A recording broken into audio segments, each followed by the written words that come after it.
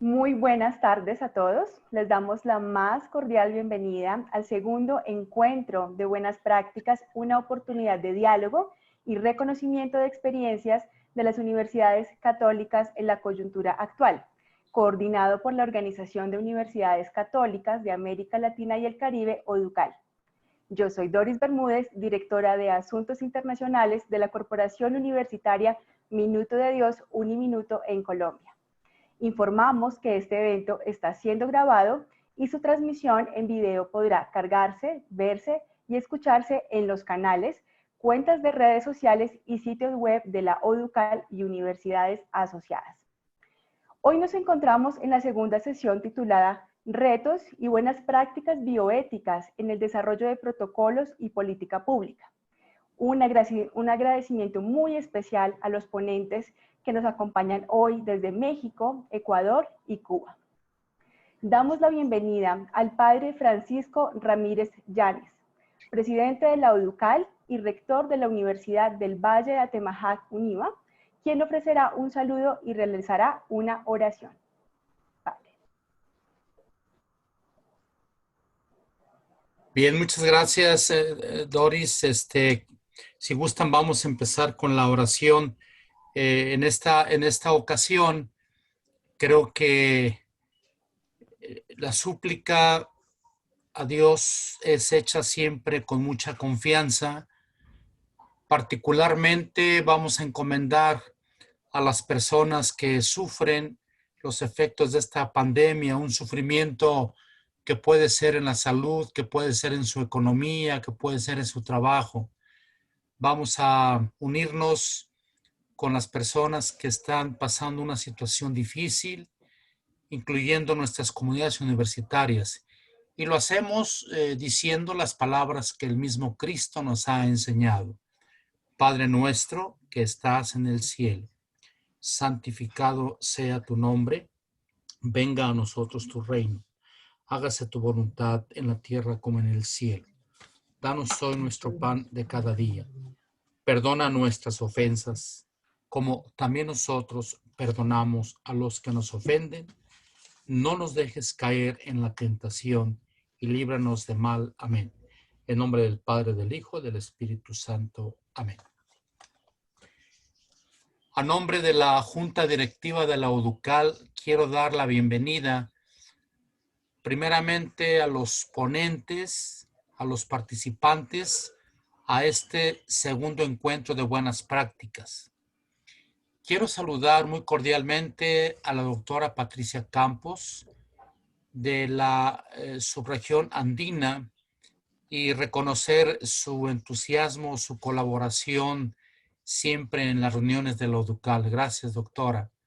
También quiero agradecer a Joel Vélez, que es el secretario ejecutivo de la región México, Centroamérica y Caribe, y que es como, junto con Patricia Serrano, que no está presente, no la veo, ha sido como el alma de estos encuentros. Se han programado 3, ya se realizó el primero, estamos ahorita iniciando el segundo, y gracias, Joel, por tu entusiasmo y por esta grande capacidad de convocatoria.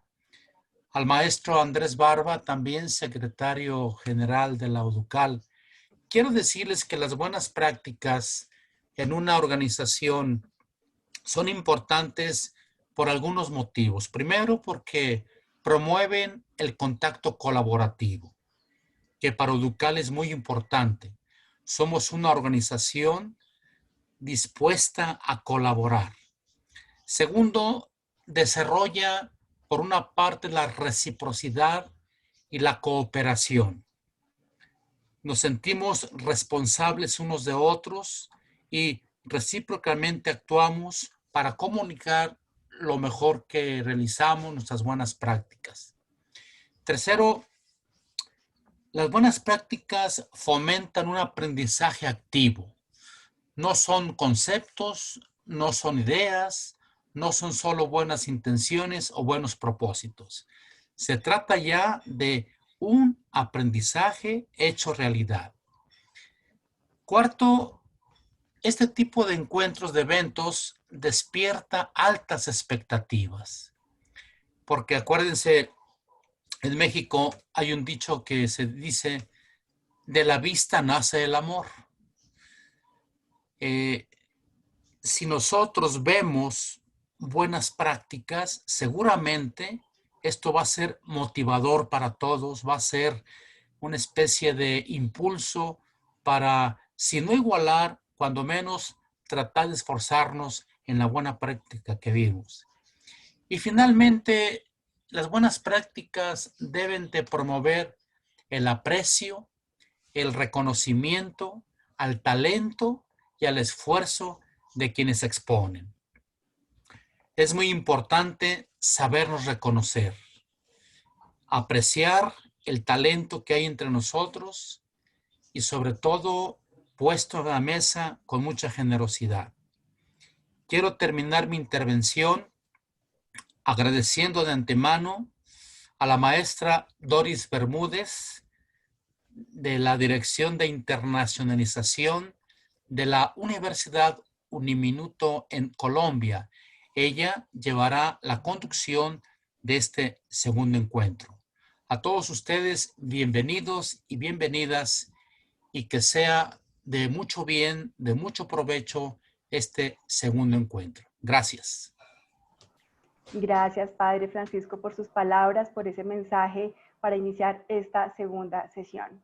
Nos acompaña también la doctora Patricia Campos Olazábal, segundo vicepresidente de la subregión andina de la ODUCAL y rectora de la Universidad Católica Santo Toribio de Mogrovejo, en Perú. Doctora Patricia.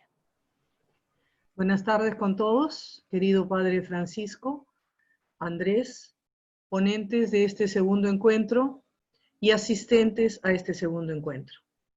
En primer lugar, quería agradecerle al Padre Francisco sus palabras.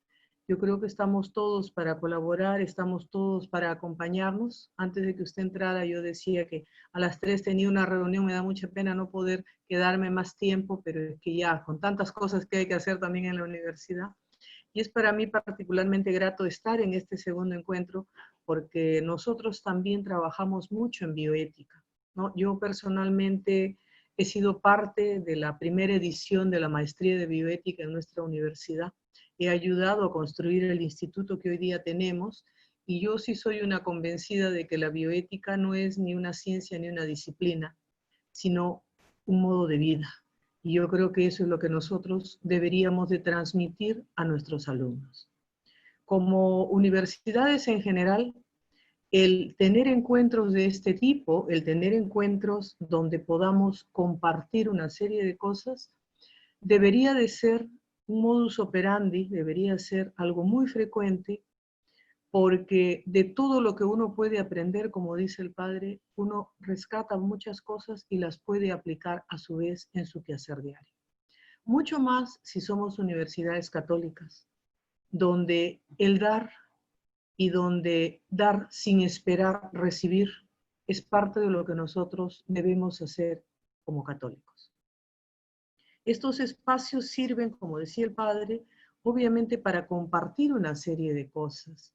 Compartimos experiencias académicas, administrativas, compartimos aprendizajes, pero también compartimos ideas, compartimos ideales, compartimos sueños, compartimos proyectos.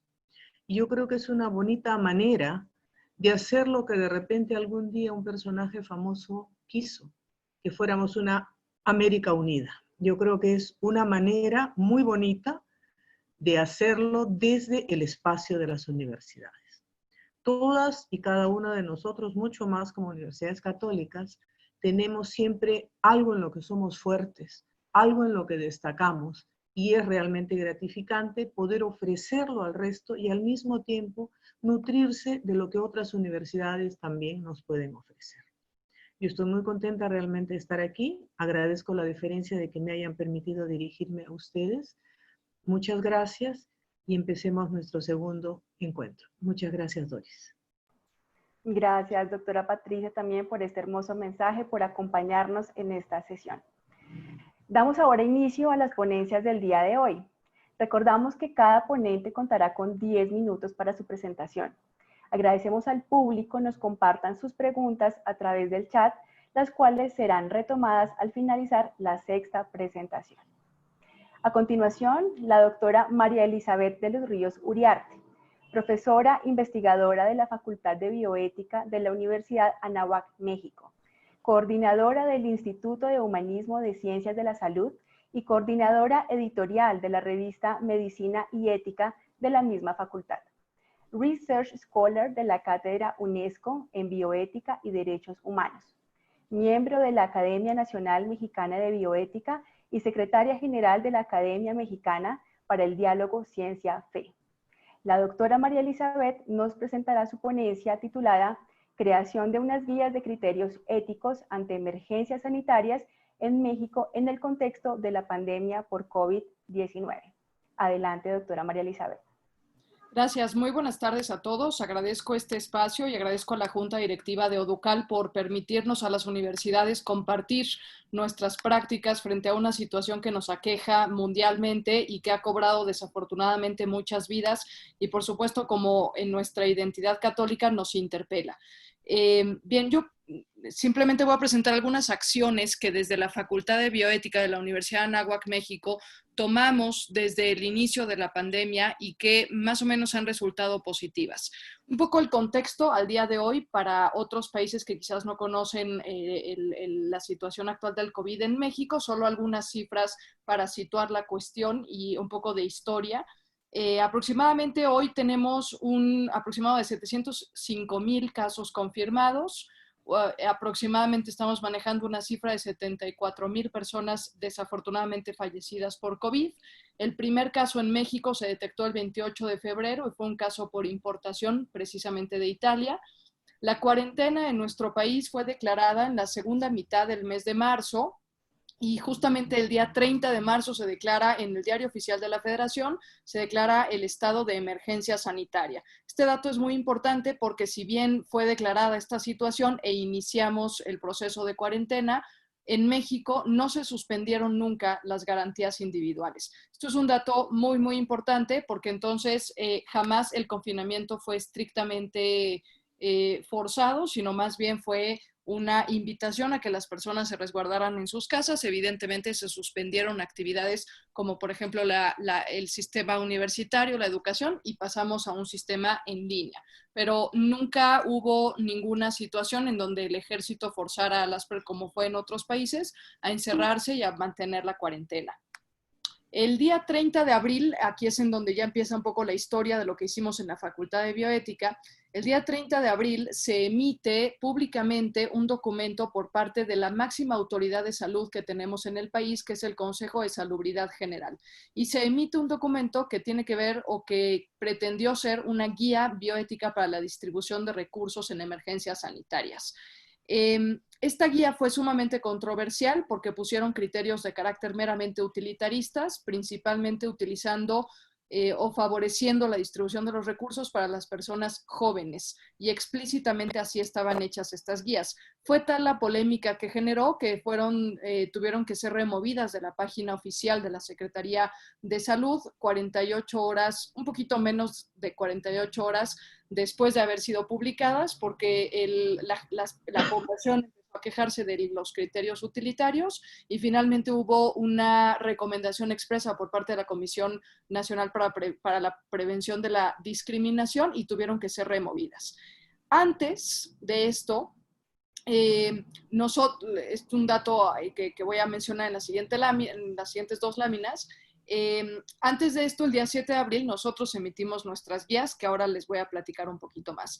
Más o menos también para que se den una idea, el crecimiento a partir de abril y más o menos hasta agosto fue un crecimiento exponencial de la pandemia, más o menos con un ritmo de 6,000 nuevos casos al día y aproximadamente 600 fallecimientos diarios. Y ya de mediados de agosto a la fecha, la curva ya se ha convertido en una meseta, no ha bajado, pero estamos ya en una situación de estabilización, presentando aproximadamente 1,000 casos nuevos al día y 200 muertes aproximadamente. Esta es un poco la distribución geográfica para que ustedes más o menos puedan ver. En realidad seguimos, casi todos los estados seguimos en una situación pues la verdad es que bastante fuerte de contagios, y el Estado de México, que es... Estado de México, que acá con el color más oscuro, ustedes pueden verlo aquí, más de 8,000 casos presentando actualmente y activos. La mayor concentración de los casos se encuentra en la Ciudad de México, Puebla, Veracruz, Tabasco, Sonora, Coahuila, Tamaulipas y Nuevo León. Y por su parte, algunos estados que ya han logrado contener un poco los brotes han sido Chiapas y Campeche. Esta información es al día 19 de septiembre. Bien, ante esto, el día 7 de abril, o sea, bastante tiempo antes, 23 días antes de que el Consejo de Salubridad General emitiera las supuestas guías para la distribución de recursos que tuvieron que ser removidas, nosotros en la Facultad de Bioética sacamos este documento, Guías de Criterios Éticos ante Emergencias Sanitarias en México, en el contexto de la pandemia por COVID-19, y un poco unas semanas después lanzamos, ya lo teníamos, pero lo lanzamos de forma oficial, una consultoría en bioética aplicada, un poco justamente sabiendo que se venían decisiones muy complicadas y lo que queríamos era orientar la toma de decisiones, no solamente para los profesionales de la salud, sino también y sobre todo pues para la población en general. Es por eso que nuestras guías se dividen principalmente en 4 secciones. La primera de ellas, en donde abordamos cuáles serían los criterios éticos para la aplicación de las pruebas diagnósticas. Recordemos que todavía para el 7 de abril no teníamos pruebas suficientes. Quizás haya alguien que pueda decir todavía en México que seguimos sin contar con pruebas suficientes, pero en ese entonces eran tremendamente insuficientes para la cantidad de casos que ya se estaban presentando. Entonces había que tomar decisiones respecto a la prioridad asignada para ver a quién se le aplicaban las pruebas. Y nosotros en las guías lo que proponemos en esta primera sección es que la prioridad número 1 tienen que ser los profesionales de la salud por estar en mayor contacto y por ende en mayor posibilidad de contraer el COVID. Y posteriormente las pruebas deben de realizarse para las personas que se encuentran en situación de vulnerabilidad, que ya sabemos y ya entonces medianamente sabíamos que son las personas con enfermedades como la diabetes, como la hipertensión, etcétera, como antecedentes como el tabaquismo, etcétera, que pueden complicar, y entonces por eso decidimos darles prioridad a ellos en el sentido de que mientras más rápido se diagnosticaran, evidentemente mejores pronósticos tendrían para su sobrevivencia. La segunda parte o el segundo apartado de nuestros criterios es referente a la selección de los pacientes y la distribución de recursos sanitarios. Este fue realmente el dilema más acuciante por el que pasaron todos los países al momento de tener que seleccionar las camas en las unidades de cuidados intensivos y los recursos como los ventiladores. Entonces, nosotros lo que proponemos en este apartado es que la selección o el proceso de triage hospitalario debía de realizarse en conformidad con los criterios médicos de las escalas, las principales, la SOFA, la Apache,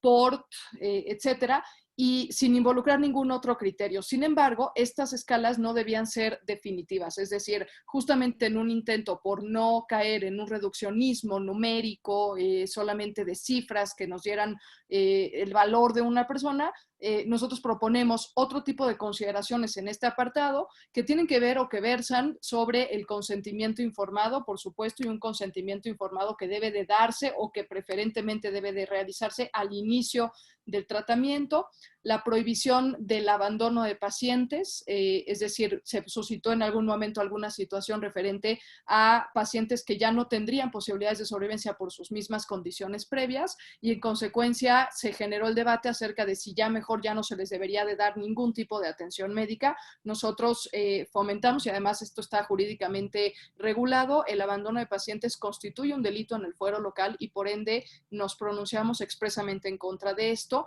También afirmamos la necesidad de contar con un documento de voluntades anticipadas al inicio, en el momento del ingreso del paciente al hospital o a la zona de triage respiratorio, esto con la finalidad de que en nuestro país el documento de voluntades anticipadas tiene expresamente la intención de rechazar las medidas que se consideren extraordinarias, pensando en que posiblemente para ciertas personas un ventilador podría en algún punto convertirse en una medida extraordinaria y el documento de voluntad anticipada ayudaría o desahogaría la preocupación por ver a quién se le da el ventilador y a quién no se le puede dar. Y por último, nosotros hablamos y hacemos mucho énfasis, y me da mucho gusto ver a una compañera mía aquí de la universidad, la doctora Templos, que expondrá a continuación. Enfatizamos la posibilidad de que se les brinde a estos pacientes cuyas posibilidades de recuperación son muy pequeñitas, que se les brinde un tratamiento paliativo. No voy a ahondar en esto porque la doctora Templos es experta en este tema. El tercer apartado de nuestras guías tiene consideraciones varias, como por ejemplo, hablamos acerca de la objeción de conciencia. Evidentemente, igual que el abandono de pacientes, lo que nosotros afirmamos es que el médico no puede ejercer su derecho a la objeción de conciencia ante un enfermo con COVID, porque estamos en una situación de emergencia sanitaria y porque no es ético rechazar o no dar un cierto tratamiento que puede ser beneficioso para el paciente. Resaltamos la importancia de brindar asistencia y apoyo psicológico. Abordamos también el tema tan controversial del último adiós, dando o permitiendo efectivamente que a lo mejor se pudieran conectar los pacientes próximos a fallecer, se pudieran conectar con la tecnología. Hablamos acerca del manejo ético de los cadáveres confirmados con COVID-19. Nosotros, antes de que salieran las guías de la Secretaría de Salud, ya habíamos abordado este tema, permitiendo igual que puedan accesar algunos miembros del círculo cercano familiar del paciente a reconocer el cuerpo y evidentemente hacer los ritos funerarios correspondientes, pero en el menor tiempo posible para la no propagación del virus. Y hablamos sobre los aspectos bioéticos en los procesos de investigación, resaltando y exhortando a que es deseable evidentemente que la ciencia avance, pero por ejemplo en el caso de las vacunas, pues siempre y cuando se cumpla con la ponderación de la balanza riesgo-beneficio y se dé una protección, sobre todo cuando se trataría en todo caso de investigar con poblaciones vulnerables. Y el último apartado de nuestras guías es el manejo de la información, que tiene que ver con dos cosas principales. La primera, con la privacidad y la confidencialidad de los datos personales de los pacientes que están infectados, y la segunda, con el deber que tenemos como sociedad de estar debidamente informados, de buscar fuentes confiables de información, sobre todo para no propagar lo que ya todos nosotros hemos vivido en los últimos meses, la infodemia, que solamente propaga miedo y ansiedad. Y lo segundo, ya apunto al final de mi intervención, lo segundo que también nosotros desarrollamos fue esta consultoría en bioética náhuatl, que lo que pretende ser es una emulación o una puesta en práctica de esto que en Estados Unidos se maneja también, el concepto de la Ethics Consultation Service. Es decir, montamos una consultoría con los mismos miembros de la Facultad de Bioética que trabaja totalmente en línea, no se necesita ir para nada. Creamos toda una plataforma donde las personas pueden realizar sus consultas de manera gratuita y abiertos no solamente a nuestra comunidad universitaria, sino al público en general, de México y de cualquier otro país. Contamos con consultores capacitados en los temas de bioética clínica. Adaptamos una metodología de las que tradicionalmente se manejan para consultoría en bioética, la adaptamos al contexto de la realidad mexicana, primero pensando en el COVID y ahora ya la reestructuramos pensando en cualquier situación hospitalaria fuera del contexto del COVID, es decir, sigue operando y sigue funcionando esta consultoría independientemente del COVID. Damos un seguimiento personalizado de nuestras consultas, se le asigna un consultor a cada persona que realiza una pregunta o que realiza alguna inquietud a través de nuestro sistema y se le va dando seguimiento hasta que esa consulta pueda finalmente cerrarse. Y pues con todas las precauciones, nuestro servicio de consultoría provee o brinda una garantía de privacidad y de confidencialidad de los datos personales. Entonces me parece que es un servicio bastante eficiente y que pues está al servicio de la comunidad, de la sociedad en general. Aquí yo comparto con ustedes, y con esto termino mi presentación, comparto las ligas que puedo ahora colocar en el chat si así lo quieren, para que ustedes puedan descargar nuestras guías. Las tenemos en español y en inglés. Nuestras guías llegaron incluso a Estados Unidos y a Kenia por algunos alumnos que tenemos de África. Y en la Liga para la Consultoría en Bioética, donde cualquiera de ustedes o sus familiares, o si así lo desean, nosotros ponemos este servicio a su disposición. Pueden realizar sus consultas de forma totalmente gratuita, totalmente confidencial, y pues que tengan la certeza y la seguridad de que tenemos y contamos con personal capacitado para llevarlas a cabo. Bien, pues de mi parte eso sería todo. Les agradezco mucho este espacio nuevamente. Felicito a la Junta Directiva de Oducal por la organización de este encuentro y con todas las ganas de escuchar a mis compañeros. Muchísimas gracias. Buena tarde. Gracias, doctora María Elizabeth, y creo que estos enlaces serán de gran utilidad para todos nosotros. Agradecemos si pueden ser compartidos también a través del chat. Damos paso ahora a la doctora Luz Adriana Templos Esteban, médico cirujano, anestesiólogo, subespecialidad en algología y en cuidados paliativos en el paciente oncológico, docente en educación continua del diplomado Cuidados Paliativos y Dolor, también en la Universidad Anáhuac, México. Docente pre y posgrado Universidad Nacional Autónoma de México, jefe de División Cuidados Paliativos y Clínica del Dolor Hospital General Dr. Manuel Gea González, México, e integrante del Comité de Bioética del mismo hospital. La doctora Luz Adriana presentará la ponencia titulada Cuidados Paliativos y Humanización en COVID-19. Adelante, doctora Luz Adriana. Muchas gracias por la invitación a compartir esta información. Como mencionaba hace unos minutos el padre Francisco, hemos tenido oportunidad de hacer realidad estas prácticas dentro de lo que es la humanización en cuidados paliativos. Bueno, ¿a qué le llamamos humanización? Nos vamos a dirigir específicamente a lo que es la parte de la humanización en un contexto hospitalario. Es la atención integral de las necesidades de los pacientes y sus familias. En cuidados paliativos nosotros tenemos como unidad de atención a un paciente y su familia. Y todo esto va a ser guiado por un conjunto de valores para hacer más cercana y más humana la estancia. Tenemos que recordar que las unidades que están atendiendo a pacientes COVID están en un contexto aislado, en donde todo el personal de salud porta uniformes para no contaminarse o no contagiarse. Y también es muy importante que las atenciones son, digamos, de tiempos cortos y que obviamente esta interacción pues se ve bastante limitada. La humanización está íntimamente ligada con la calidad de la atención. Entonces teníamos que buscar opciones para poder dar calidad en la atención en este contexto. ¿Cómo se puede humanizar un hospital? Bueno, se puede hacer de varias maneras. Se puede acompañar en duelos y procesos de muerte. No todos los pacientes que tienen enfermedad por coronavirus tienen una situación de enfermedad avanzada, pero muchos sí. Apertura a la UCI a las familias, que no lo podemos hacer en este contexto, pero vamos a ver que sí podemos hacer, flexibilizar horarios y además atender y ofertar información frecuente a los pacientes y las familias que están ingresados. Apoyo psicológico en procesos como cáncer, salud mental, paliativos y obviamente en un contexto de coronavirus. ¿Qué es lo que tenemos en relación a cuidados paliativos y por qué esto está tan interrelacionado? El cuidado paliativo como tal no puede detener la pandemia, pero va a proporcionar una orientación ética y va a ayudar a, de alguna manera, yugular esa angustia física, psicosocial, espiritual que está asociada a los pacientes y las familias que tienen coronavirus. ¿Cuáles son las recomendaciones internacionales para pacientes que están internados en coronavirus y que tienen una situación paliativa? Lo primero que se debe hacer es idealmente hacer una planificación anticipada de la atención. Esto es un manejo farmacológico, sobre todo para la disnea, comunicación con el médico y el paciente, que es una parte muy difícil actualmente, obviamente por la situación de que evitar contagios, los informes casi siempre se dan vía telefónica. Esto es un contexto bastante complejo. Cuidados paliativos para pacientes que tienen COVID grave y un cuidado espiritual, una atención psicosocial y un cuidado para el duelo.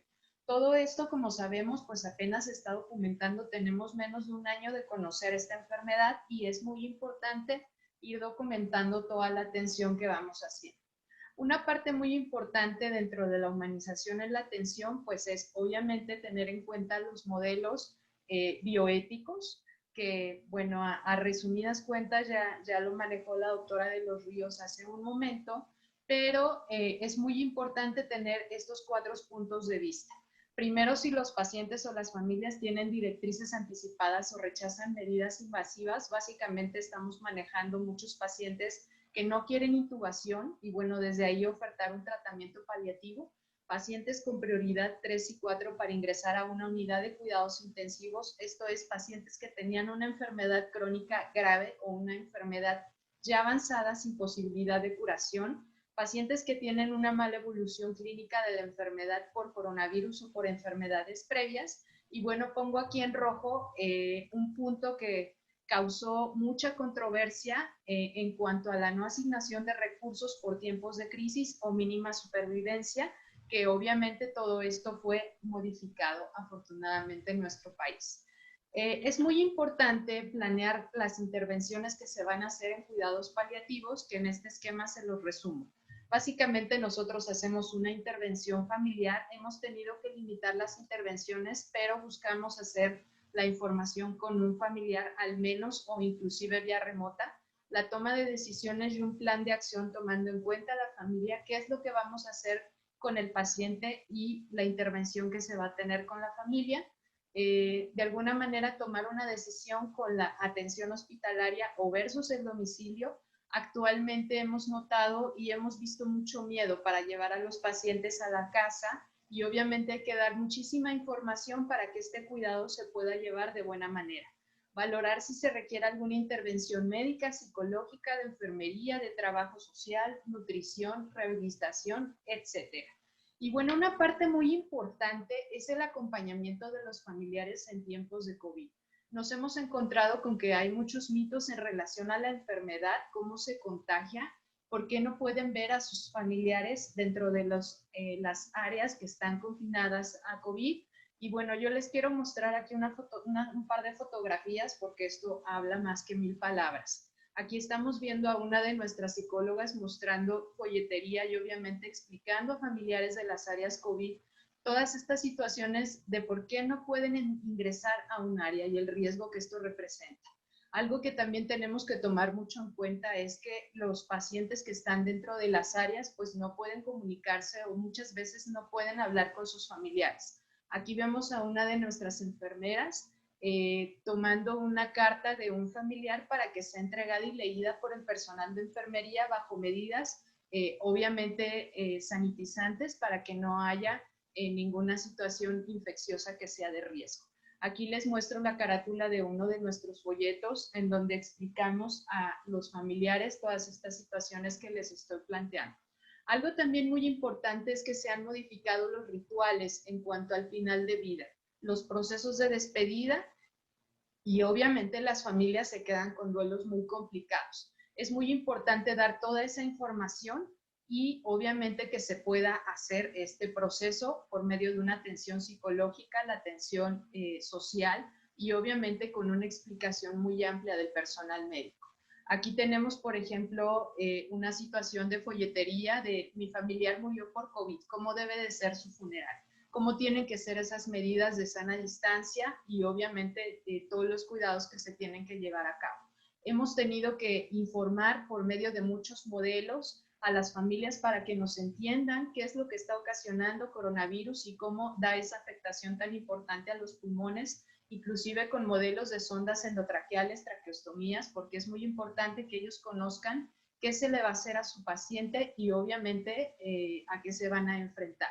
Hemos tenido que hacer situaciones de despedidas simbólicas porque los pacientes llegan a fallecer dentro de las unidades de cuidados críticos y obviamente se fomenta esto por medio, por ejemplo, de fotografías, dando explicaciones amplias de por qué el paciente tiene muchas sondas y muchos dispositivos y obviamente que puedan hacer la despedida de acuerdo a su cultura, su religión y todos los rituales, aunque sea de esta manera. Otra parte también muy importante es la atención al equipo de salud. El equipo de salud que está en la línea de fuego y en las áreas periféricas para atender coronavirus. Es importante dar a conocer, y seguramente lo han leído bastante, en donde el personal pues obviamente está cansado, fatigado, tiene mucho miedo, etcétera.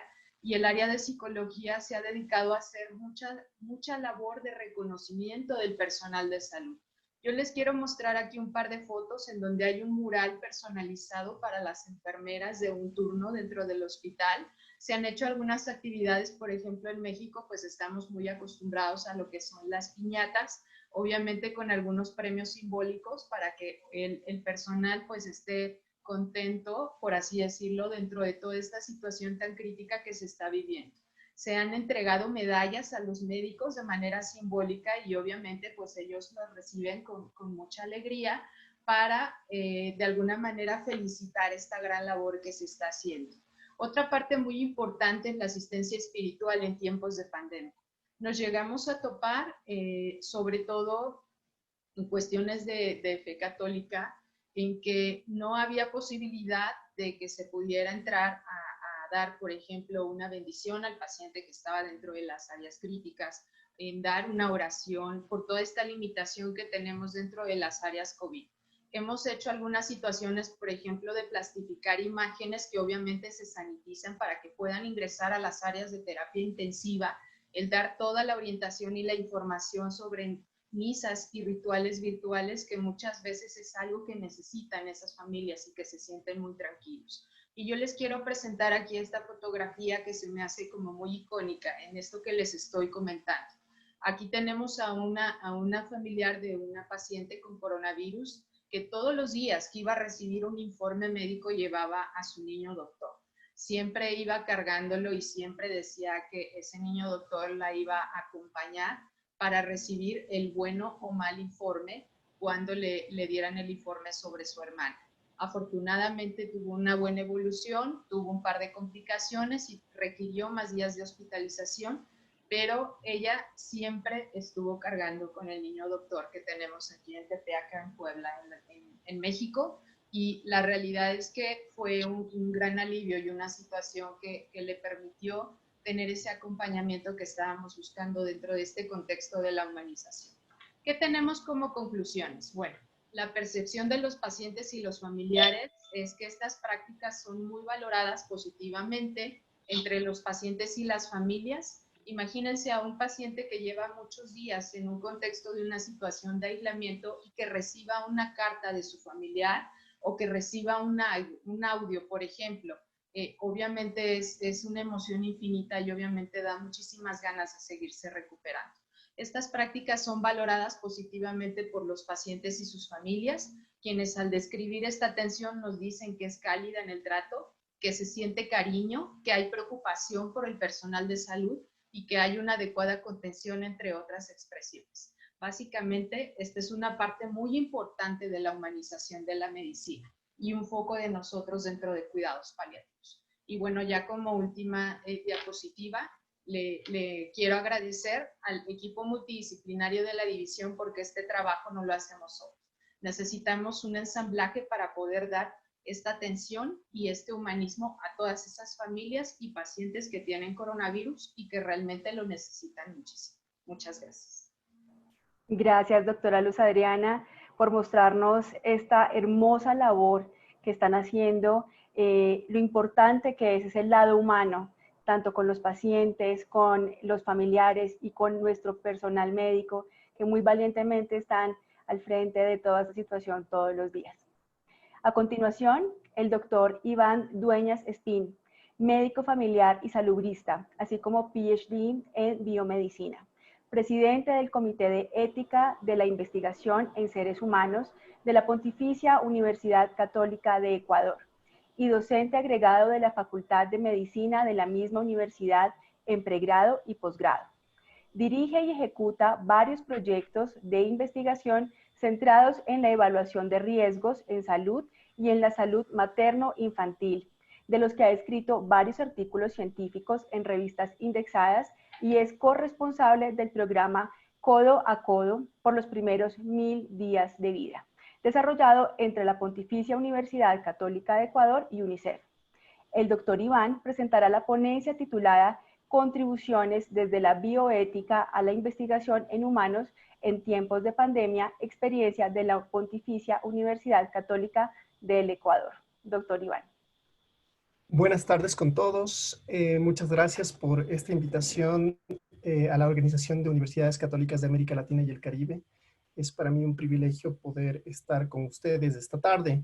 Tal y como lo ha indicado Doris, hablaré acerca de las contribuciones desde la bioética a la investigación en humanos en tiempos de la pandemia y nuestra experiencia como Universidad Católica apoyando a las instancias públicas en la contención de la pandemia.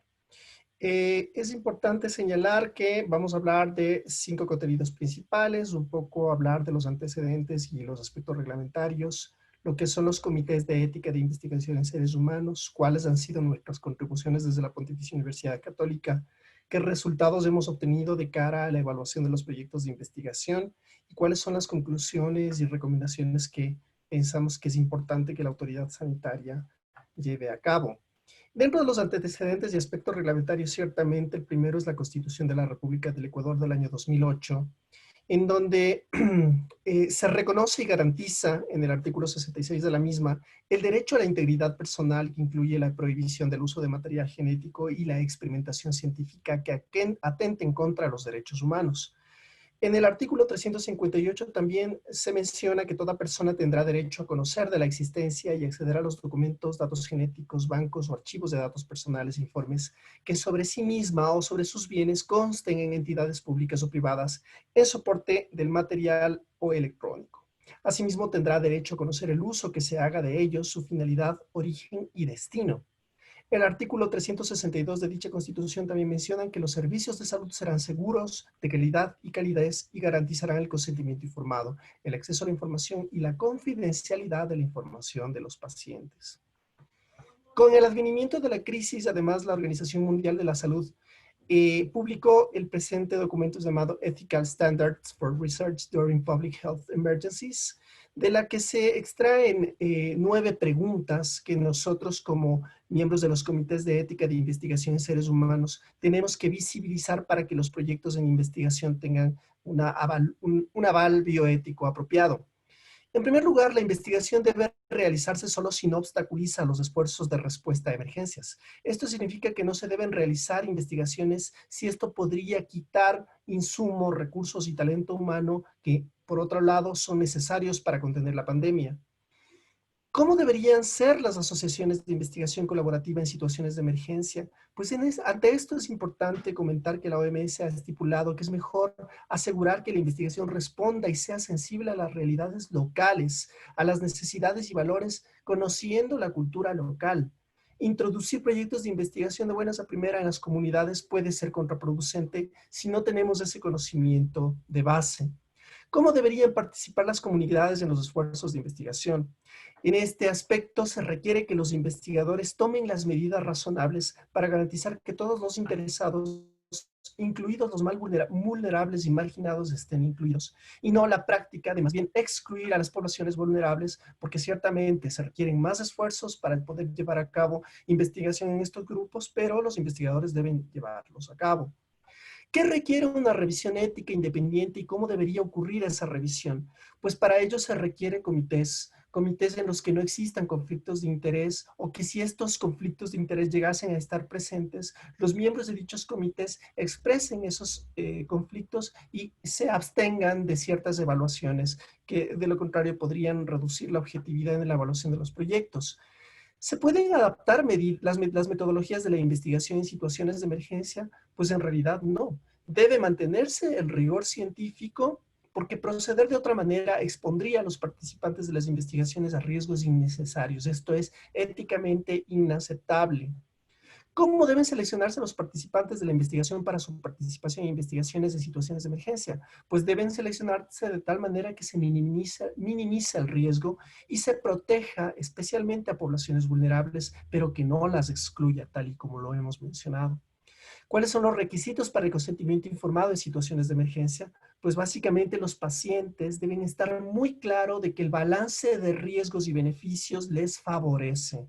No es admisible exponer a los pacientes, y penosamente se ha hecho en algunos casos, a riesgos no conocidos o innecesarios. ¿Hasta qué punto deben compartirse los datos y las muestras de la investigación durante las emergencias? Ciertamente hemos visto ya en varios proyectos de investigación a nivel mundial que la compartición de información de pacientes y de índole confidencial se ha llevado a cabo de manera poco ética, poco esclarecida, y esto no puede ocurrir. Por otro lado, se exhorta a los investigadores a que se publiquen los resultados de sus investigaciones sin tener que esperar a que estén listos los artículos científicos ya publicados en las revistas. Esto no es ético, no está bien. Y por último, ¿cómo se deben compartir los beneficios de la investigación en situaciones de emergencia? Pues estamos exhortando a los investigadores, tal y cual lo ha exhortado la OMS, a que se realicen todos los esfuerzos posibles para brindar un acceso equitativo a todos por parte de los investigadores y los resultados lleguen por igual a todos. A partir de allí, tanto las recomendaciones bipartidas internacionalmente, los derroteros legales que están en la Constitución, se llevó a cabo la construcción del presente reglamento llamado Reglamento para el Desarrollo de Investigaciones de Salud que se realicen durante la emergencia sanitaria, estipulado por el Ministerio de Salud Pública, que entre otros ámbitos se enfoca justamente en delinear cuáles son los proyectos que tienen que pasar por el comité expedito construido por parte del Ministerio de Salud Pública y que básicamente son todos aquellos proyectos de investigación que involucren personas en el ámbito del COVID, sean enfermas o no, y en las que se utilicen muestras biológicas e información confidencial. Para ello se estipulan ciertos artículos con mucha fuerza para garantizar la confidencialidad y autonomía de los pacientes y participantes de la investigación. Actualmente en el Ecuador, los comités de ética de investigación en seres humanos nos centramos en procurar que la práctica de la investigación, en especial en periodos de emergencia social, no busquen atajos. Hay veces mucha desesperación por parte de los investigadores en buscar formas rápidas de validar desde la perspectiva bioética sus proyectos de investigación, pero esto desafortunadamente desencadena que algunas de estas investigaciones sean cuestionables e inclusive inseguras para los participantes. Por lo tanto, estos atajos no son los mejores. El desarrollo de una práctica continua de evaluación de la ética de investigación es otro de los elementos del accionar de los comités de ética de investigación y nosotros nos vemos en la obligación de hacer ese seguimiento. Si ustedes pueden visualizar, es más o menos esto lo que me imagino que ocurrirá en todos los países. Los investigadores presentan sus proyectos, los comités de ética disciernen si es que existen o no conflictos que atenten contra los postulados básicos de la bioética en términos de investigación, y si es que esto es favorable, en el caso de los estudios observacionales con muestras biológicas, en el caso de los ensayos clínicos, y aquellos en los que se incluye a población vulnerable, es necesario pasarlos posteriormente a la Dirección de Inteligencia de la Salud del Ministerio de Salud Pública, quienes dan, por último, su aprobación final a este tipo de proyectos. Actualmente existen alrededor de 25 o 30 comités de ética de investigación en el Ecuador. Nosotros como Pontificia Universidad Católica somos uno de los 4 principales en términos de número de aprobaciones. Y por lo tanto, pues hemos sido considerados para llevar a cabo ciertas contribuciones en este momento de pandemia. Fíjense ustedes que la COVID ha generado un interés inusitado, podríamos decir, por parte de los investigadores y de la academia con el fin de publicar. Pero en la práctica, la investigación científica en COVID no debería tener como fin último la publicación, sino el beneficio social. Nosotros como comité hemos contribuido desde varios puntos de vista. En primer lugar, hemos intentado desfogar todos aquellos proyectos que, si bien no están directamente enfocados a la COVID, tienen como contexto la pandemia con el fin de evitar sobrecarga al sistema de evaluación de los proyectos de investigación, de tal manera que hemos aumentado la periodicidad de la revisión de proyectos de investigación que no fueran de tipo ensayo clínico, observacionales con muestras biológicas o aquellos en los que se requiera autorización por parte del Ministerio de Salud Pública. Por otro lado, estamos contribuyendo voluntariamente para la evaluación de proyectos centrados en COVID en el seno del Comité de Revisión Ética de Estudios Observacionales, que es el comité expedito construido por parte del Ministerio de Salud Pública, que es evidentemente una actividad ad honorem. Creo que como resultados vale la pena mencionar que nuestro comité interno de la Universidad Católica, desde el 12 de marzo hasta el momento, ha sesionado 13 veces, hemos evaluado un total de 23 proyectos, hemos aprobado 10, 12 han sido condicionados y un proyecto no ha sido aprobado. El aporte de la PUSE a través del Comité de Revisión Ética de Estudios Observacionales durante la emergencia ha sido la evaluación de un total de ya 50 de 61 proyectos, 12 subsanaciones, y vemos que el número es cada vez más y más creciente. Vale la pena comentar que los errores más frecuentes encontrados en los proyectos de investigación en términos de la COVID es que Son 7 específicamente. Uno, los investigadores no entienden las diferencias en los diferentes diseños. Por ejemplo, algunos quieren investigar incidencias, establecer modelos predictivos con estudios que no les permiten porque, por ejemplo, son de índole corte transversal. Muchos proyectos de investigación adolecen de que no hacen una estimación muestral apropiada. Penosamente no se garantizan los procesos de confidencialidad. Lamentablemente, algunos de estos proyectos no garantizan un apropiado resguardo de las muestras y de la información, por ejemplo, que se almacenen las bases de datos en computadores que tienen usuario, contraseña, que estas computadoras, si son personales o institucionales, tengan unos resguardos mínimos de seguridad. Y evidentemente el consentimiento informado del que ya se ha venido hablando a lo largo de estas charlas es que los pacientes tengan pleno conocimiento de los riesgos a los que se exponen. Algunos de los investigadores no saben transmitir el mensaje. Y por último, el plan de análisis estadístico, que muchas veces no es congruente entre los objetivos, la metodología y el tipo de diseño. Para cerrar la presentación, quiero mencionar que hay algunas conclusiones, ¿no? Por un lado, la academia debe contribuir a garantizar la bioética de la investigación en seres humanos. Esto es una actividad inherente, para lo cual se debe contar con los docentes universitarios que estamos capacitados para poder hacerlo. Se necesitan fortalecer las normativas que distribuyan responsabilidades a los comités de ética de investigación de manera eficiente, de tal forma que el Ministerio de Salud Pública no sea un cuello de botella en su momento para la aprobación de estos proyectos, muchos de ellos urgentes. Es necesario guiar a los investigadores en un camino apropiado para la aprobación, para evitar que dichos investigadores estén sorteando caminos de un lado al otro sin poder conseguir dichas aprobaciones. La segunda conclusión es que es deber de los comités de ética de investigación en seres humanos garantizar la no vulneración de derechos, de integridad, garantizar la seguridad de los participantes humanos en las investigaciones. Para ello es muy importante que los comités de ética tengan este enfoque desde los derechos humanos y no solamente bioéticamente o metodológicamente. Muchas veces nos centramos en esos ámbitos y nos olvidamos algo tan fundamental como son los derechos humanos. Para ello también es importante aportar con seguimiento oportuno de las investigaciones en cursos, muy en especial de los ensayos clínicos. Y por último, se debe fortalecer el sistema de salud, las políticas y normativas de investigación en salud y las directrices para que los comités de ética de investigación en seres humanos, tanto públicos como privados, sean un verdadero aporte a los investigadores. Es importantísimo que nosotros como comités de ética reconozcamos al Ministerio de Salud Pública como el ente rector en salud. Sin embargo, estamos convencidos de que los SAGE, los comités, deben ser fortalecidos y sus procesos deben ser claros, transparentes y debe haber ausencia de conflictos de interés. Agradezco mucho este tiempo. Pongo ahí mis datos por si alguien quiere comunicarse, con mucho gusto. Gracias.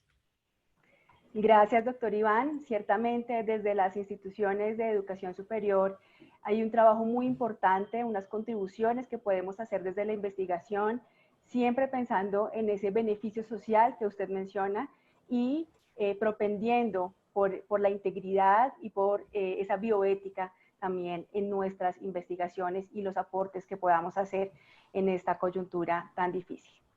Damos la palabra ahora al profesor Freddy Simbaña Villajo, candidato al grado doctoral en Antropología Social y Cultural por la Universidad Autónoma de Barcelona, docente e investigador de la Universidad Politécnica Salesiana del Ecuador, miembro de la Red Internacional de Interculturalidad de la ODUCAL, miembro de la Fundación Taitas y Mamas Yacas del Ecuador y Consejo Nacional de Sabias y Sabios de Medicinas Ancestrales y Espirituales del Ecuador. El profesor Freddy presentará la ponencia titulada Reactivación interinstitucional en el territorio para la prevención de COVID-19 de las medicinas ancestrales y espiritualidades después de la emergencia sanitaria en Ecuador. Adelante, profesor Freddy. Muy buenas tardes a todos y todas. Muy buenas tardes al padre Francisco Ramírez, presidente de UDOCAL, a la doctora Patricia Campos, directiva y también presidenta de la Red de Interculturalidad al que yo también pertenezco. Primero hay un antecedente que la Universidad Politécnica Salesiana tiene programas desde hace más de 30 años con las poblaciones indígenas en la parte Sierra Norte, en donde la confianza del trabajo, el intercambio de conocimientos ha sido factible desde la carrera de Educación Intercultural Bilingüe y de la Antropología Aplicada. Lo que voy a hacer es, primeramente, a delinear un plan que se trabajó con hombres y mujeres de sabiduría los últimos 4 meses a nivel, la Universidad Politécnica Salesiana, a nivel de sistematizador y facilitador del proceso, con la finalidad de generar un plan para mantener una voz en esta pandemia. La Constitución de la República del Ecuador reconoce 3 modelos de salud. El modelo de salud convencional, el modelo de salud con terapias alternativas y complementarias, y el modelo de salud tradicional y ancestral. En esta pandemia, el modelo de salud convencional no ha dialogado con el modelo de salud tradicional, y fruto de ello son los propios pueblos y nacionalidades en sus territorios quienes han realizado intervenciones para cerrar o generar cercos frente al aumento de contagios del COVID-19.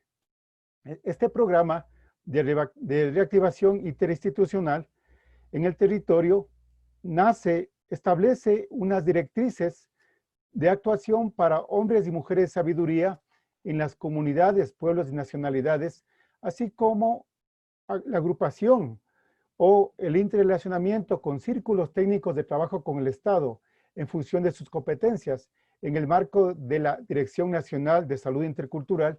Este programa está liderado por la FENOCIN, por la Confederación de Nacionalidades Campesinas, Indígenas y Negras FENOCIN, el Consejo Nacional de Sabios de Medicinas Ancestrales y Espirituales del Ecuador y la Fundación de Taitas y Mamas Yachac del Ecuador. Yachac en la lengua quichua significa sabios o conocedores. Actualmente esta propuesta está validándose con las organizaciones indígenas, montubias y afroecuatorianas y campesinas en el territorio. A manera de introducción, en el contexto nacional e internacional, mencionamos que la salud para los pueblos indígenas constituye un equilibrio y relación. Desafortunadamente, a nivel nacional e internacional, solo ha estado expuesta un solo saber médico, un solo saber del conocimiento.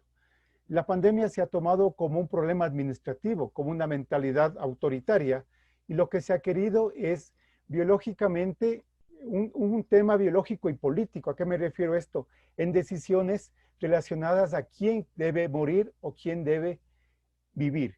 Para esto lo que se llama la tanopolítica, es decir, estas decisiones sobre lo viejo y lo joven. También ha habido una prohibición, ha habido unos temas de bioseguridad, pero solo de una otra forma desde un saber médico, y también lo que ha estado vigente desde el tema de la psicología o desde la construcción de los pueblos ha sido el tema del miedo, el miedo que ha estado construyéndose. Para esto, la noción de salud para pueblos indígenas se constituye de un espacio armónico tiempo, la enfermedad como un espacio de armonía, pero en esto no ha podido dialogar los sistemas de salud en el Ecuador. En consecuencia, las acciones para prevención del COVID-19 dentro de las comunidades indígenas han sido por iniciativas propias, ya sea como una activación de guardias comunitarias para resguardar y vigilar el ingreso de personas fuera de la comunidad, el propio normas internas de aislamiento entre 12 o 15 días de convivencia con sus familias, de la misma manera la utilización de medicinas ancestrales como manera preventiva para el fortalecimiento del aparato inmunológico. Uno de ellos constituye la planificación comunal, entendiendo la comuna como un espacio territorial administrado por las propias comunidades indígenas para la construcción de propios cercos epidemiológicos, normativas del ingreso de las comunidades, de propios extraños, sistemas de desinfección con productos naturales y la autovigilancia. A continuación les voy a indicar el escenario social y político de la pandemia. Creo que es necesario ver desde las disciplinas el tema social y político, y para eso el Ecuador tiene 17 millones de habitantes, según el Instituto Nacional de Estadísticas y Censos.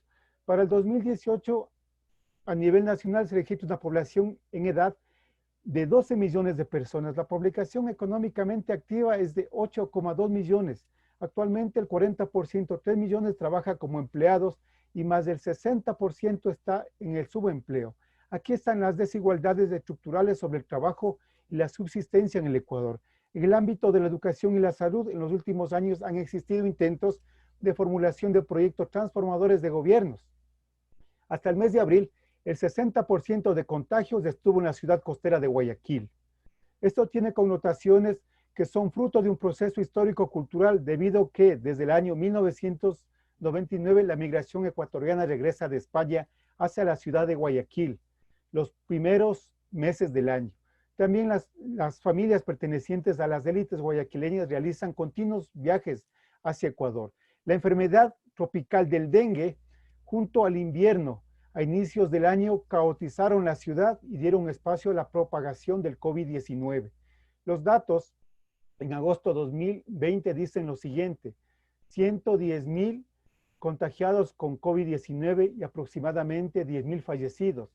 Sin embargo, el número de fallecidos está en discrepancia.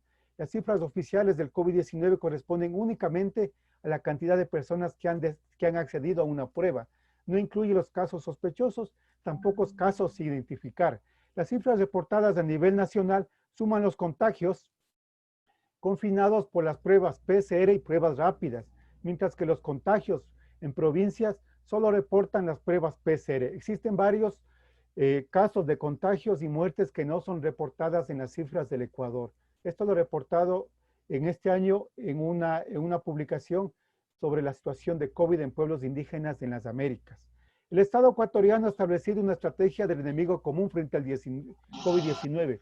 Tal estrategia es considerada de carácter militarista y de vigilancia hacia sus habitantes, prototipo del gobierno de sistemas dictatoriales. En términos de Achille Mbembe, el Estado asume una necropolítica que hace referencia al uso del poder social y político para el dictamen y selección sobre la vida de las poblaciones. Esto está ocurriendo en el Ecuador, junto con una serie de escándalos de corrupción sobre los procesos de compra y contratación de insumos médicos con sobreprecios. Todo esto a puertas de un proceso de elecciones presidenciales. Las relaciones campo-ciudad han sostenido al país los últimos meses.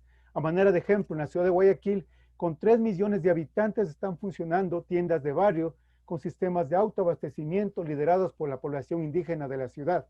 Por parte de la población afroecuatoriana y negra, con 250,000 personas están relacionadas con el comercio formal e informal. Ahora toda reflexión se inscribe en el éxodo rural de decenas de familias indígenas urbanas que ejercen actividades de subempleo, de comercio, que decidieron salir de la ciudad de Quito debido a la falta de empleo y trabajo. La capital quiteña concentra para el 21 de agosto 9,174 contagios y es el nuevo epicentro de la pandemia. En Ecuador, al igual que diferentes países de América Latina, las ciudades están teniendo mayores afectaciones por el COVID-19. Esto motiva al Ministerio de Salud. La declaratoria de emergencia determinó acciones preventivas para los contagios, para evitar los contagios, y el Ministerio de Educación dispuso el 11 de marzo la suspensión de clases presenciales en todas las instituciones educativas a nivel nacional. Este es un contexto a nivel general, la situación que está pasando en el Ecuador. Aquí viene que se ha criminalizado a la población marginal, a las personas de calle, se ha criminalizado a los pueblos indígenas, debido a que la falta de información, la posibilidad de normativas, la posibilidad de reglamentaciones, en este caso en temas de pandemia. Se ha criminalizado al migrante, se lo menciona el contaminado debido a la población venezolana que está aquí en el Ecuador. También a los extranjeros, se criminaliza a los extranjeros que supuestamente se cree que son portadores, a los ancianos y a las ancianas y a las personas vulnerables. Es como se maneja desde la parte de esta percepción, tanto en las capitales, en las ciudades y desde los sistemas, esta generación de este estigma. Pero ¿qué ha generado esto? Se ha generado vínculos, lo contrario, se ha generado vínculos de cuidado en la propia población, han establecido diferentes formas de sistemas de comercialización, producción, un servicio al otro, el tema de la atención, el sin conocerse, ayudarse y la posibilidad de sentir frente al dolor del mundo, que es el dolor de todos. Esto es lo que el COVID se ve desde la pandemia, estos lazos y vínculos que se dan en las comunidades. Y frente a esto, recordemos que las sociedades andinas tienen lazos sociales. A veces el vivir con lo poco es suficiente. Y eso creo que es una posibilidad del pensamiento de Don Bosco, del sistema preventivo, justamente de la Universidad Politécnica Salesiana, estar construyendo conjuntamente esta articulación con las comunidades y pueblos, con la finalidad de que estos agregados sociales, esta posibilidad de sociabilidad, de cumplimiento, se vaya manteniendo entre las comunidades. Y no solo como una resistencia en el mundo, sino la posibilidad de mantener una centralidad tanto humana como el ser humano, naturaleza, que es algo vigente y que se retoma nuevamente en esta pandemia. Este programa establece unas directrices entre hombres y mujeres de sabiduría para que los pueblos, nacionalidades y con las instituciones vayan generando círculos técnicos de trabajo en función de competencias en el marco de la salud nacional en la Dirección de Salud Intercultural. Es así como se plantea este plan. Este tiene un marco legal, un marco supranacional y un marco también nacional que establece de la Constitución ecuatoriana, los convenios y tratados internacionales sobre pueblos indígenas, sobre los derechos económicos, sobre los códigos orgánicos que existen en la salud pública y el tema de descentralización y un sinnúmero de normativas legales para poner en práctica un plan de reactivación institucional de todos estos practicantes de oficios, de transmisiones en sus propios territorios, en sus propias comunidades. Para eso, la salud, tanto la salud ancestral y la salud tradicional, en la Constitución de la República del Ecuador, tiene sus propias voces, tiene otra noción de salud, tiene otra noción de enfermedad. Por ejemplo, mucha gente le ha traducido en lengua originaria el COVID, y consultando con los adultos mayores dice que es un sinchi ungui, es una enfermedad fuerte.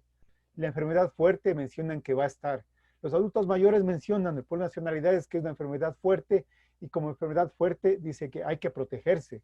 También se tiene nociones de qué es un pueblo, qué es una comuna, qué es saberes ancestrales, qué es la gestión de salud de la interculturalidad, qué es la cosmovivencia, qué es la gestión pública en la interculturalidad. Estas voces es la que no se han tomado en cuenta, pero las comunidades exigen la incorporación, tanto en normativas, tanto en instituciones y los sitios más cercanos que son las unidades territoriales o los sistemas de cooperación, tanto local y las universidades, por supuesto. Para esto lo que se quiere es de que las instituciones públicas, como manera de irradiación, se constituyan las organizaciones indígenas, el Ministerio de Salud, el Ministerio Económico de Inclusión Social, la Secretaría de Comunicación, el Comité de Operaciones Especiales, la Secretaría de Derechos Humanos, desde los sistemas de telecomunicaciones hasta los ministerios de Cultura y Patrimonio, que todo de una manera integral vaya construyéndose este plan y que desde formas de participación, de ver el tema de la salud con diferentes aristas, diferentes instancias y con diferentes aportes desde los actores, desde las propias comunidades. Para esto, se tiene claro que la dirección responsable es la Dirección de Salud Intercultural, que tiene atribuciones relacionadas con el modelo de salud, con la atención primaria, con el acercamiento a los modelos de gestión institucional, incorporación de medicina tradicional, pero desafortunadamente, como les comenté al inicio, no ha existido ese diálogo porque se ha considerado no necesario. Profesor Freddy, ya tenemos un minuto para cerrar, por favor. Para eso, este plan establece una prevención comunitaria, establece también cercos para impedir el avance del contagio, también un tratamiento espiritual y médico a los enfermos del COVID-19 y al final una revitalización del cuerpo energético desde la propia soberanía alimentaria, alimentación y espacios, desde las propias procesos de sistemas para armonizar y fortalecer ese cuerpo bioenergético de pacientes que salieron del COVID-19. Al final, la reactivación está entre organizaciones del Estado, Y lo que está en el medio es la vida, que en lengua quichua se llama el causa. Y al final tenemos toda una agenda construida con las propias organizaciones para la actividad responsable, descripciones y tiempo para establecer esta propuesta de reactivación institucional. Muchas gracias. Gracias, profesor Freddy. ¿Y qué tan importante es entonces reconocer esos saberes, esas voces, el trabajo de co-creación con nuestras comunidades, reconociendo las realidades de cada una de nuestras regiones y de nuestros pueblos étnicos también? Gracias, profesor Freddy. Continuamos con el maestro Leonel Zúñiga Arciniega, director general de la Universidad del Valle de Atemajac, León, doctorante en Ciencias de la Administración por la Universidad del Valle de Atemajac. El maestro Leonel nos presentará la Red de Apoyo Psicosocial de Guanajuato, México. Adelante, profesor Leonel.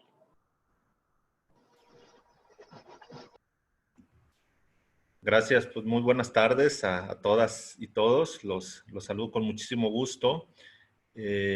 Bueno, en este encuentro, gracias por la oportunidad de presentar estas buenas prácticas que, como lo dijo nuestro rector al inicio, el presidente de la ODUCAL, pues no son conceptos, sino cosas puestas en marcha, ¿verdad? Entonces, en este caso, es la Red de Apoyo Psicosocial de Guanajuato. Este es el proyecto que iniciamos desde nuestra institución. Y bueno, ¿de dónde parte todo esto? ¿No? Parte de que siempre se está hablando de la crisis económica y sanitaria. Se habla en primera instancia de que tenemos una crisis económica, se habla de una crisis sanitaria, se habla de una crisis laboral y después hablamos también de una crisis psicosocial. Pocas veces nos ponemos a reflexionar, aunque es obvio, que esto tiene debemos de personalizar lo que es la crisis. ¿Quién está soportando toda esta situación? Pues es el ser humano. Y por eso, pues con un juego de mesa muy utilizado en México como la lotería, pues finalmente el ser humano es el que está soportando toda esta crisis que se presenta principalmente en los hogares. ¿En dónde o cuál es el esquema en donde se presenta esta situación? ¿Dónde surge para los que no están en México? Bueno, Guanajuato es uno de los estados del centro del país que había tenido un crecimiento promedio del 4% anual, un estado muy pujante en la cuestión económica, pero también con una problemática en cuestiones de pobreza, con un 43% de gente en estado de pobreza. Y bueno, eso habla pues también de una situación que debemos de abordar desde todos los ámbitos, ¿no? Siendo así, a pocos días de haber iniciado esta pandemia, de la cual mis compañeros previamente ya han referenciado muy bien, que en México pues ya lleva un número de 74,000 muertes, surge este programa de acompañamiento y orientación psicoemocional precisamente para enfrentar esta pandemia que aqueja a todo el mundo. Este es un esquema de atención psicológica vía telefónica, o sea que realmente el planteamiento pareciera que es muy, muy sencillo.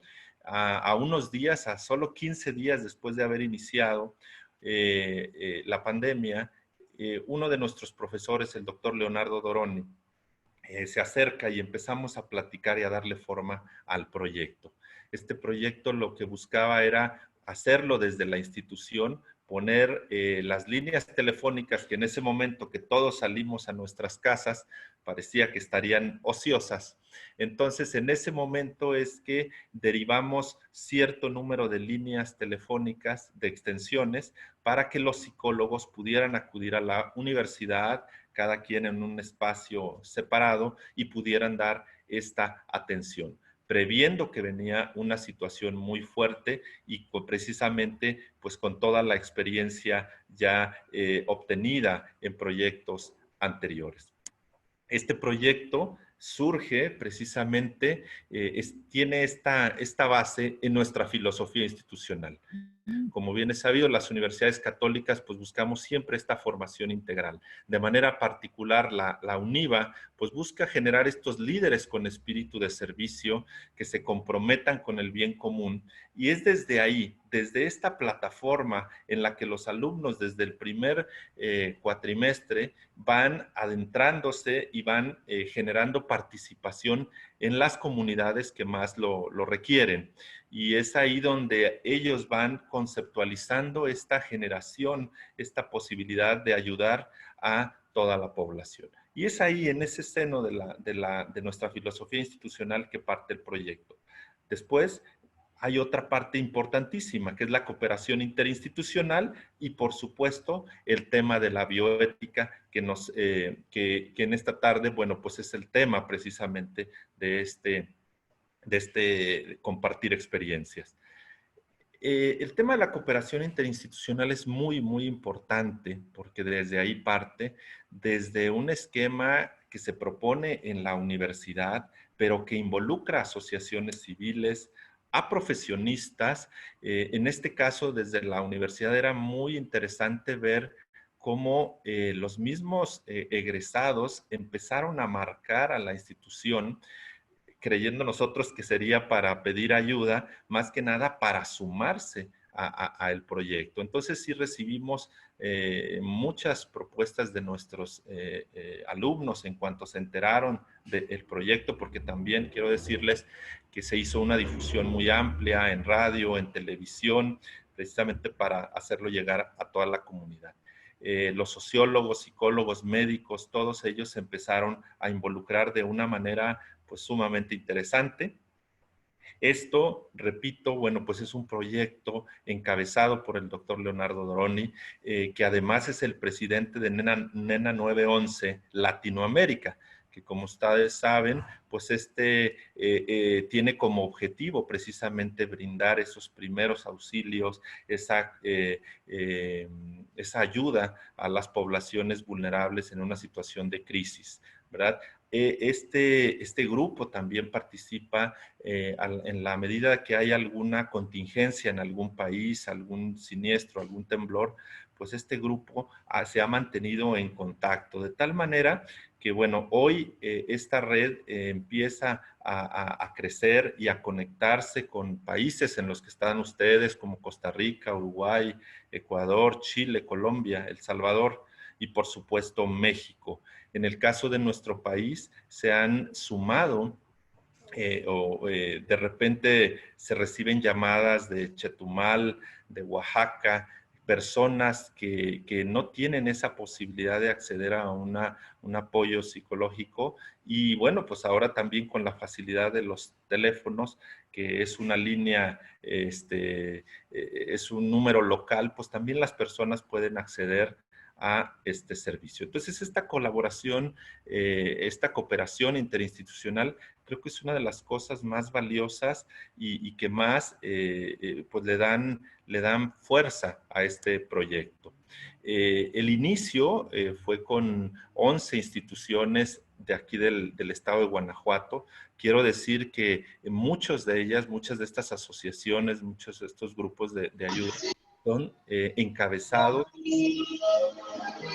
egresados de nuestra institución, son encabezados por alumnos y que tienen ese sentido que le damos a nuestros alumnos egresados, ¿verdad? El tema, por supuesto, de la bioética, como se los comentaba, la esencia de la bioética es preservar la vida en todas sus dimensiones. Cuando se pensó en el proyecto, pues se pensó en que pues toda la vida iba a transcurrir dentro de una casa, dentro de los hogares. Y ahí requeríamos estar presentes precisamente para buscar el apoyo hacia las personas. Tomamos o se toman como referencia los principios de la bioética, en este caso el tema de la autonomía, de hacer que las personas puedan decidir por ellos mismos el qué hacer en determinada situación, el poder permitirle al ser humano tener esta libertad de elección.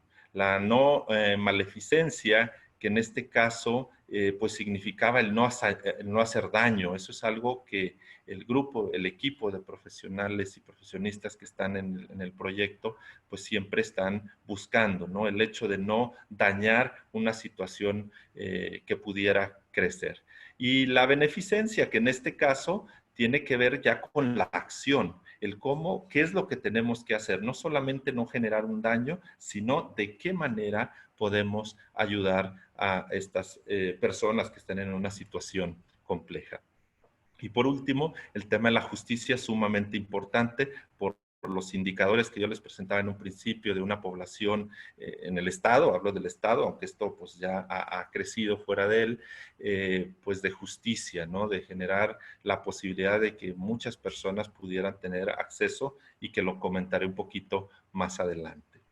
En la parte de la atención, lo que ofrece este equipo, esta participación es precisamente los primeros auxilios psicológicos, la intervención en crisis con una metodología multimodal, una regulación emocional. Es importante destacar que es una regulación, no se puede hablar de algo, una contención, sino más que nada una regulación. Las terapias breves que desafortunadamente se han tenido que dar, y digo desafortunadamente porque sí hemos recibido pues situaciones de intento suicida y que nos ha llevado también a canalizar a instancias de gobierno y a otras asociaciones cuando se han visto vulnerada su seguridad. Entonces hemos tenido que llamar a la policía. En las reuniones que luego trabajamos o hacemos en el equipo, pues hemos revisado puntualmente el cumplir con los protocolos marcados internacionalmente, ¿verdad? Y algo que sí quiero destacar es precisamente la capacitación a empresas y asociaciones que se vienen dando. Yo creo que eso es algo de lo que más se destaca porque nuestro equipo de profesionales precisamente está brindando esa capacitación a empresas y asociaciones, y creo que eso también pues le da esa posibilidad de replicarlo. Un solo dato, digo, no es la intención de esta reunión el poder generar todos los datos, pero sí es una mayor solicitud de apoyo por parte de las mujeres, el 74% y el 26% de hombres. En estos casos, pues el tema de la violencia de género ha incrementado impresionantemente, los casos de abuso sexual, ansiedad e ideación suicida. Y en el caso de los hombres, bueno, pues las consultas son principalmente por la situación económica enfrentada, la falta de trabajo, y que también eso tiene que ver con lo que está sucediendo en los hogares. El hombre violentando por la situación que está viviendo en el caso de la crisis económica. Un poco como conclusión es esta posibilidad, este proyecto, pues busca mejorar el nivel psicosocial de las personas y familias, el romper los paradigmas de atención. Creo que eso a lo mejor pudiera generar un poco de ruido, pero algo que hemos visto en las estadísticas es el crecimiento en la atención a través de WhatsApp, porque vemos que las personas al estar dentro de su hogar, pues no pueden externar la situación que viven. Entonces, muchos de los primeros contactos se empiezan a dar a través del WhatsApp, y esto incluso en regiones muy alejadas de las grandes ciudades. Entonces, pues también es el poder acercarnos, siempre vigilando estos protocolos, el poder acceder a ello. La intervención en crisis a personas de comunidades apartadas, como lo comentaba, y ante todo, pues esta posibilidad de crear nuevos foros de discusión entre nuestros alumnos, entre nuestra academia, y que en un mediano plazo se conviertan en proyectos que puedan contribuir a pues esta situación que llegó para quedarse. Siempre estamos hablando de cuál será el próximo virus y qué tenemos que hacer antes. Los tipos de espacio, las casas, los espacios para poder interactuar con las personas que vivimos, un espacio para estudiar adecuado, y por supuesto el tema de políticas públicas. Por último, bueno, ya es hacer una invitación, dejarles aquí, y quiero en primera instancia agradecer a mi equipo de trabajo, al que hace posible, a todos los compañeros colaboradores, porque realmente se han sumado al proyecto, lo han promovido hacia el exterior. Nosotros ya teníamos un centro de apoyo a la comunidad, lo tenemos, y es a donde derivamos ya pues casos de consulta, pues ya con un esquema más regular, por llamarlo de esta manera. Entonces, es poner a su disposición esta red de redes de apoyo, y aquí dejo precisamente mis datos si hubiera alguien interesado en utilizar esa infraestructura que ya tienen sus universidades, pero sobre todo el promover el talento humano surgido en sus aulas, ¿verdad? Así es de que muchísimas gracias por la oportunidad de presentarlo y estoy a sus órdenes. Gracias, maestro Leonel. Definitivamente esta situación, estos tiempos de crisis, pues ha tenido un impacto en la salud mental de todas las personas, y qué bueno conocer esta experiencia en donde hay un servicio no solo a nuestras comunidades académicas, sino a todos nuestros entornos. La última presentación de la tarde de hoy está a cargo de un invitado especial de la Pontificia Universidad Católica de Puerto Rico y por tanto también de la UDUCAL. Siendo así, damos la bienvenida a la Iglesia de Cuba y a nuestros hermanos de este país caribeño, representados hoy por el doctor René Zamora Marín, director fundador del Instituto de Bioética Juan Pablo II de Cuba.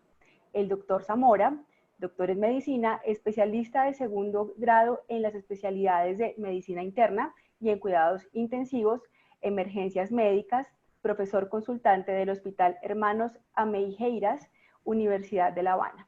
Es miembro ordinario de la Academia Pontificia por la Vida, Santa Sede, presidente del Comité Nacional Cubano de Bioética UNESCO, Academia de Ciencias, director de la revista Bioética, miembro fundador de la FIBIP, de la FELAIBE y de la Sociedad Ibero-Panamericana de Personalismo. Hoy nos compartirá su presentación sobre identidad católica y misión educativa de un instituto de bioética en Cuba post-COVID-19. Doctor Zamora.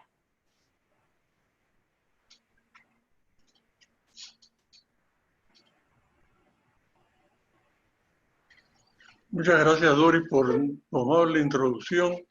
Ese rigor, considero que dar también las gracias a las personas que han hecho posible esta ocasión privilegiada, como tú referías hace un momento, para que la Iglesia cubana también se pronuncie en el marco de la UDUCAL.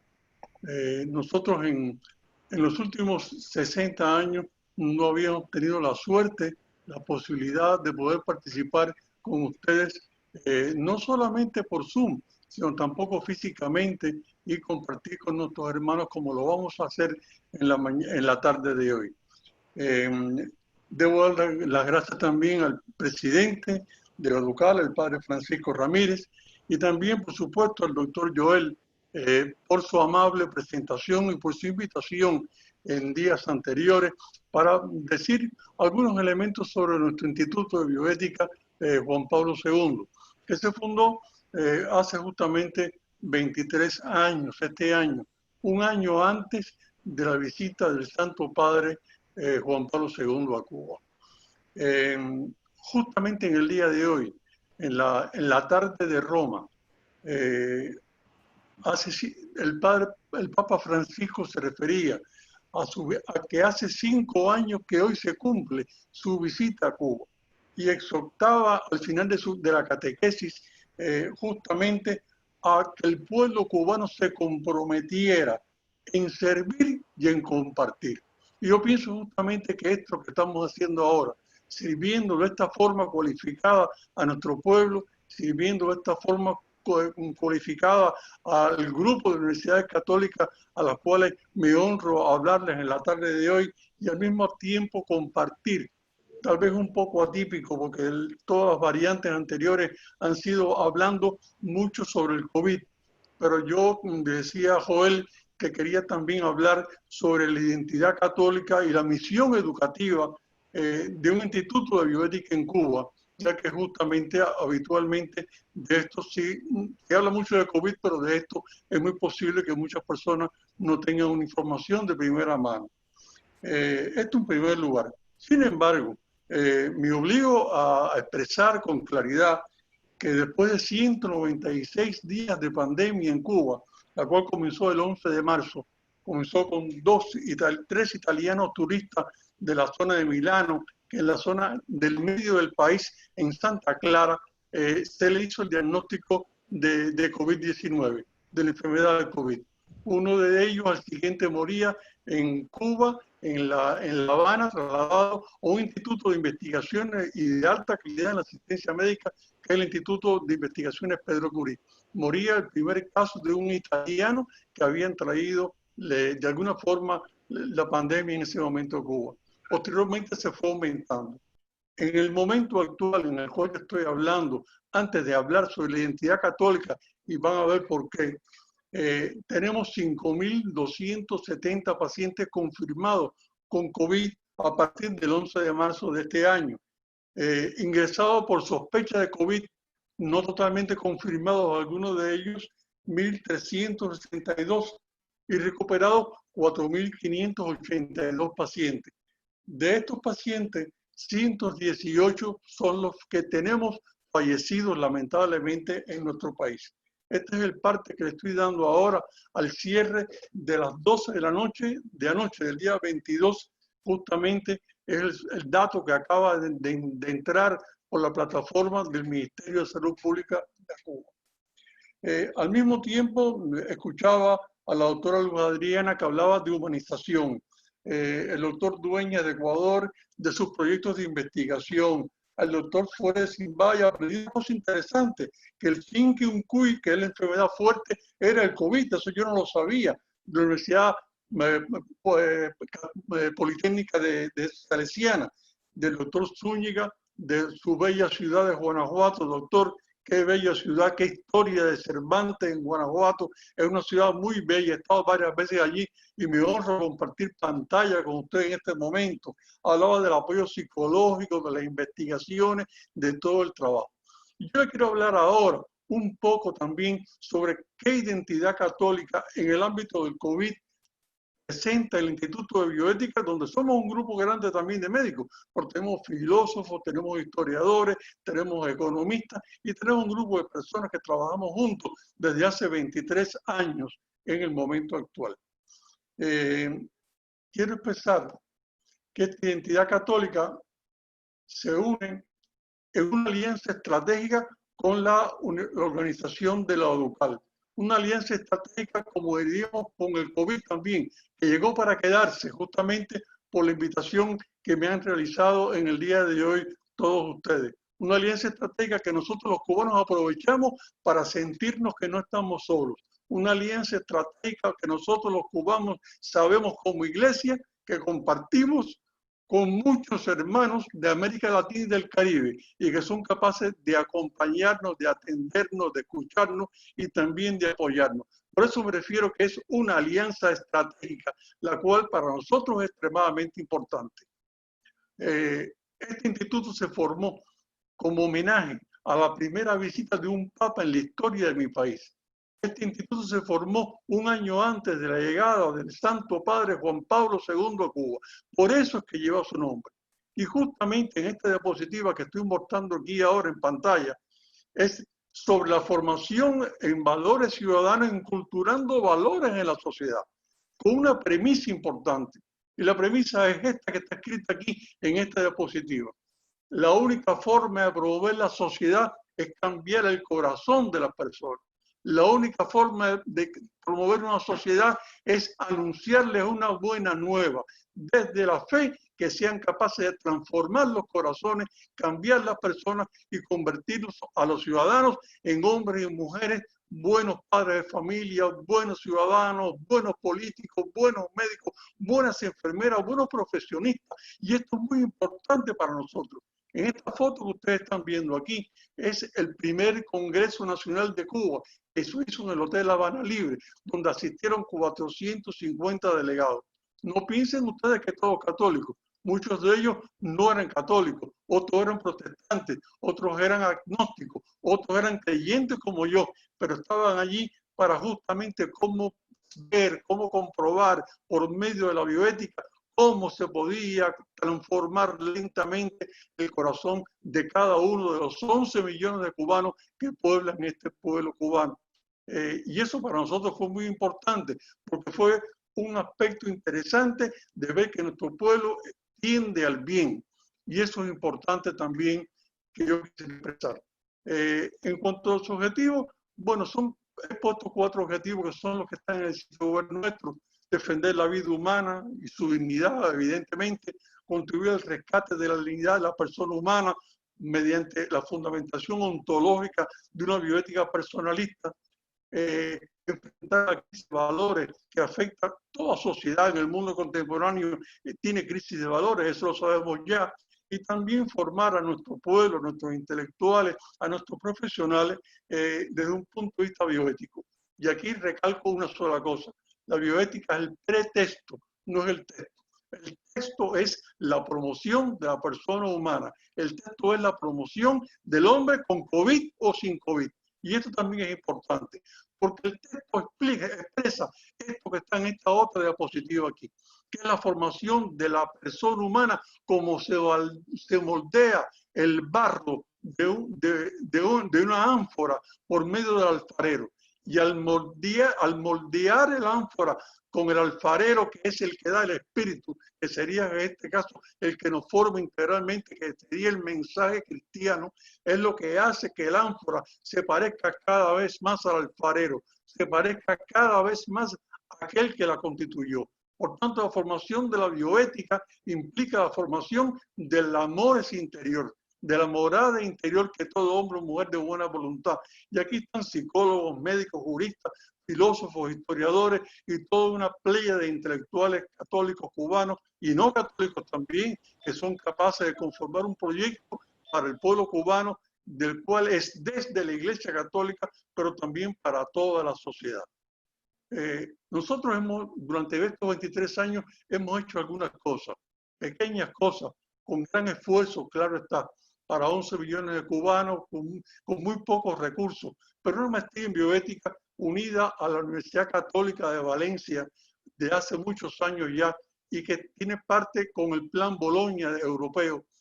Ofrecemos también diplomados, ofrecemos también cursos de verano, los cuales son interesantes, y una formación de animadores sociales, que son líderes de la sociedad, que son personas que no vencen, sino que convencen con su vida, con sus argumentos, acerca de la Escuela de Pensamiento y Creatividad fundada por el profesor don Alfonso López Quintás hace muchos años ya, y que ha escrito unos 50 o 60 libros sobre el tema.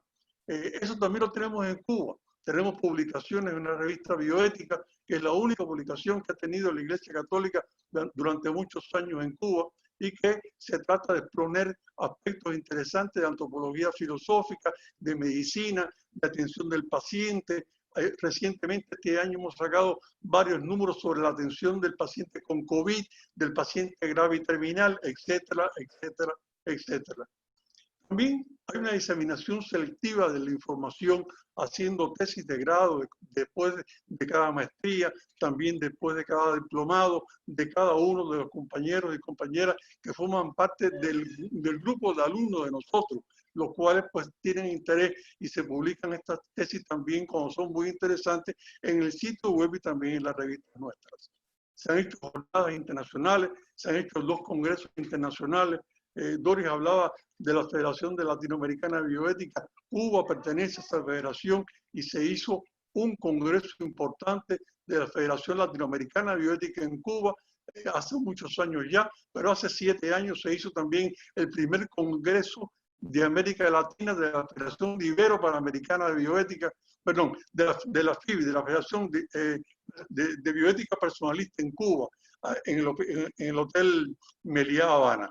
Esto ha sido muy interesante porque han venido personas hasta de Corea, han venido personas del Vaticano, han venido personas todos de América Latina, de México, que hay tantos invitados aquí hoy, han venido, de Anáhuac también ha venido, su decano, el doctor Antonio Cabrera ha estado con nosotros en varias ocasiones aquí y para nosotros nos honra su visita también, la Náhuatl, cuando se ha puesto en contacto con nosotros. En el ámbito intereclesial también nos hemos reunido, no solamente con los que están fuera de la iglesia, sino también con los que están dentro de la iglesia. Y dentro de la iglesia tenemos una cosa que es la joya de la corona, que es la Cátedra de Bioética del Instituto Superior de Ciencia Religiosa, Padre Félix Varela. ¿Quién era Félix Varela? El hombre que fundó el país, el hombre que fundó Cuba, el hombre que fue un sacerdote que en el seminario de San Carlos y San Ambrosio fundó y pensó en lontananza el pueblo cubano, con COVID, sin COVID, pero pensó en nosotros. Y este hombre es el padre Varela Martí, que en la síntesis histórica de la ética cubana lo llamó el santo cubano.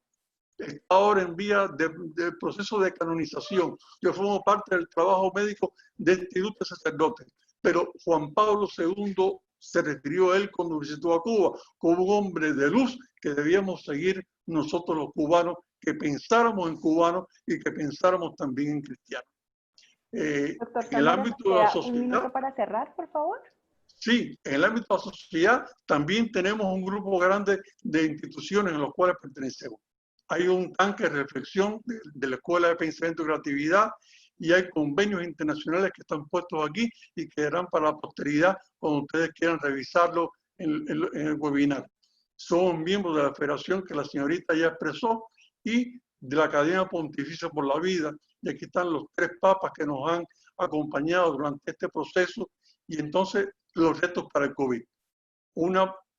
Elaborar un plan de contingencia por COVID en el año en curso que consta de cursos cortos de verano y talleres, diplomados y maestrías, cursos de verano sobre el COVID, un diplomado de filosofía, sociedad y bioética post-COVID, una maestría que se va a iniciar el mes que viene y 2 másteres, uno de cooperación y diálogo social y otro de desarrollo sostenible con un taller internacional de cuidados paliativos. En el próximo año aquí tenemos varios aspectos que podríamos mencionar, pero que quedan para la posteridad. Y entonces, para terminar ya, contribuir al progreso del saber y la elaboración de un mundo más justo, más humano, como se decía anteriormente algunos de mis compañeros conferencistas, que es un aspecto importante que a la luz del Evangelio nos obliga como cristianos a participar.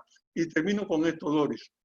Termino con un aspecto importante, que son 2 historias de mi experiencia personal. Uno es sobre el mito de Pandora, un reto a la esperanza, lo he titulado y está puesto así, no sé si se ve bien en la diapositiva. Un reto a la esperanza. Cuenta la leyenda que el titán Prometeo, tras haber sobado el fuego de los dioses en el Olimpo, dice la leyenda, se tomó el fuego y lo trajo a la tierra. Pero justamente Zeus, al ver lo que habíamos hecho los hombres, de haber osado robarnos el fuego del Olimpo de los dioses, decide vengarse y envía entonces a una bella mujer, donde Afrodita le da su belleza y su encanto, Ateneo un hermoso vestido para cubrirse, pero Hermes le da en su corazón la maldad, la falacia y la malicia, y entonces la trae al mundo real, al mundo nuestro, y envía a Pandora, que es para que se case con el hermano de Prometeo, Epimeteo. Pero Epimeteo, deslumbrado por la belleza de Pandora, olvida su promesa y la desposa. Y Pandora, por la curiosidad femenina, siempre la curiosidad femenina, al igual que Eva, abre la caja de Pandora y sale hacia afuera de la caja la peste, el dolor, la desgracia, la envidia, las pandemias, también el COVID, todo. Pero queda una cosa que es lo que quiero recalcar. Queda en el fondo una virtud, una única virtud en la caja de Pandora, que era lo único positivo que tenía la caja, que era la virtud de la esperanza. La moraleja es esta. Tenemos que rescatar la virtud de la esperanza. Mi mensaje es expresar ante toda clase de adversidades físicas y morales, aún con la del COVID, las virtudes siempre esperan por nosotros para ser rescatadas y nos ofrece un optimismo de futuro, como lo ha hecho la esperanza en el caso de Pandora, porque la esperanza es la única virtud que nos hace disfrutar ahora mismo lo que yo sueño para el día de mañana. Por tanto, seamos hombres y mujeres de esperanza. Es un reto el COVID también a la esperanza, porque al final de la historia es fácil saber dónde está la iglesia. Miren, en un cuello romano está la iglesia, en una cruz pectoral está la iglesia, en un campanario está también la iglesia. Lo que no es fácil decir es dónde no está la iglesia, porque la iglesia está en todos los hombres y mujeres de buen corazón, con COVID o sin COVID, pero dispuestos a sacrificarse por Jesucristo y por la fe cristiana. Muchas gracias. Gracias, doctor Zamora. Muchísimas gracias por este mensaje de esperanza. Creo que nos quedamos también con un mensaje de transformación de nuestros corazones en estos tiempos de crisis. Quiero dar la palabra ahora, antes de pasar a nuestra sesión de preguntas y respuestas, a el maestro Andrés Barba, secretario general de la ODUCAL. Muchas gracias, estimada Doris. Pues es un mensaje muy breve de agradecimiento a todos los ponentes de las instituciones que han participado en esta segunda sesión del segundo encuentro de buenas prácticas de las universidades católicas de América Latina y el Caribe de la ODUCAL, a la Universidad Anáhuac de la Ciudad de México, a la Pontificia Universidad Católica del Ecuador, a la Universidad Politécnica Salesiana, y a la UNIVA, la Universidad Católica acá en México. A todos quiero agradecerles y especialmente también a nuestro invitado muy especial, al doctor René Zamora, del Instituto de Bioética de Cuba, un país entrañable para todos los latinoamericanos. Siempre evoca recuerdos positivos, desde luego, la patria del doctor Zamora en muchos aspectos, y nos alegra mucho tenerlo en este evento, doctor. Y quisiera también aprovechar desde mi posición como secretario general de esta gran organización de universidades católicas que reúne a 111 instituciones de prácticamente todos, casi todos los países de América Latina, a también extender una invitación para que el Instituto de Bioética de Cuba pueda integrarse a los trabajos gradualmente, a los trabajos de la ODUCAL. Nos encantaría tener al Instituto de Bioética, doctor Zamora, como una de nuestras instituciones miembro, afiliados a la organización. Muchas gracias, doctor. Con ello, dar oportunidad a fortalecer estos mecanismos en los que podamos compartir experiencias, buenas prácticas, colaborar para promover el bien común en todos los países, incluyendo desde luego a la República de Cuba. La invitación la dejo aquí sobre la mesa, doctor Zamora. Desde luego es una réplica a la invitación que ya le han dirigido nuestros amigos y colegas de la Pontificia Universidad Católica de Puerto Rico, quienes presiden la subregión en la que nos encontramos, la de México, Centroamérica y Caribe. Bueno, pues yo se la hago llegar por este medio, que es muy sencillo hacerlo así verbalmente, después lo podemos formalizar desde luego, desde la Secretaría General y la Junta Directiva también de la ODUCAL. Muchas gracias. Se lo diré ahora a mi cardenal, que está un piso más arriba donde estoy yo, y se pondrá muy contento, y justamente en nombre de él también le quiero dar las gracias a todos los amigos y a ustedes, en particular, doctor Andrés. Gracias, Andrés, por esta invitación. Bueno, tenemos ahora un breve espacio para responder algunas preguntas. Tengo una de alguien del público que quisiera hacer a todos nuestros ponentes, y es: ¿qué estrategias de sensibilización se han venido desarrollando en sus instituciones para acercar, en especial a la comunidad estudiantil, a los desafíos que surgen al interior de los proyectos de investigación en los que participan en materia de bioética? No sé quién quisiera de pronto empezar.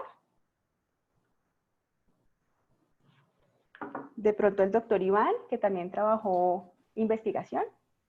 Muchísimas gracias. Uno de los elementos más importantes justamente es promocionar entre los investigadores la práctica bioética como un proceso más dentro de lo que es la adquisición de los conocimientos técnicos, podríamos decir, en el ámbito de la investigación.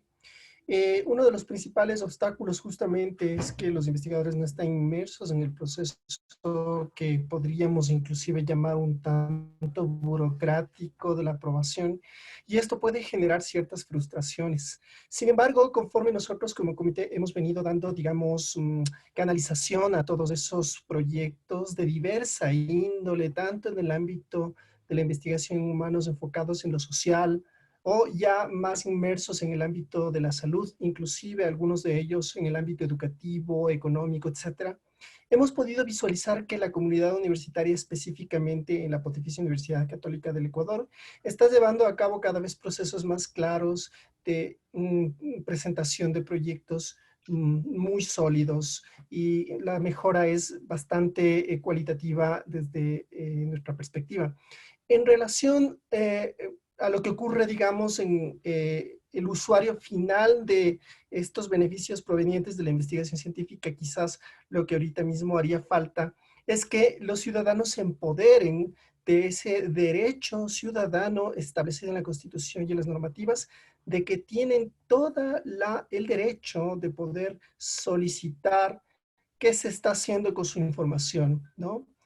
Es decir, las bases de datos de las que se disponen en los diferentes subsistemas de salud del Ecuador sí que contienen información altamente confidencial, y los ciudadanos deben saber qué se está haciendo con esas fuentes de información, cómo se está haciendo investigación, si se está o no anonimizando correctamente y se está garantizando la confidencialidad.